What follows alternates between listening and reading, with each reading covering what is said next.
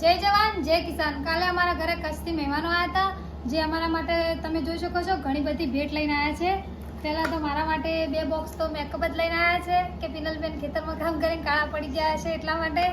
આ છે બદામ, આ છે પિસ્તા, આનું નામ મને નથી આવડતું, અને તમારા માટે પણ એક કામ છે કે આ વસ્તુ શું છે એનું નામ અમને આવડતું નથી, થોડું ઝૂમ કરીને બતાવો એટલે ઓળખે બધા। આ છે ઇલાયચીના દાણા। તમને ખબર હશે કે આ ઇલાયચીનો ભાવ કેટલો છે, તો આ ઇલાયચીની શું કિંમત થતી છે। આ સુપારી છે, આ તોડેલી છે, આ કાળા મરી છે, અને 2 બોક્સ તો આવી મીઠાઈ મોકલાઈ છે અમારા માટે।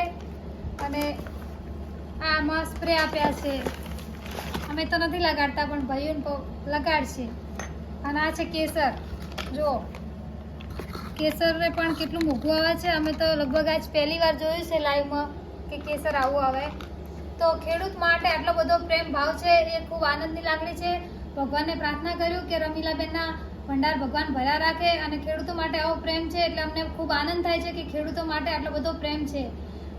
રમીલાબેનને પણ એક કામ હતું કે તમારો પર્સનલ નંબર હોય તો વિડીયોમાં કોમેન્ટ કરજો, કારણ કે મારે કામ છે, આમ તો નંબર લીધો નથી એટલે હવે કામ હતું એટલે રમીલાબેન સુધી આ વિડીયો પહોંચાડજો। અને રમીલાબેનનો ખૂબ ખૂબ આભાર કે ખેડૂત માટે આટલો પ્રેમ રાખ્યો। જય જવાન જય કિસાન।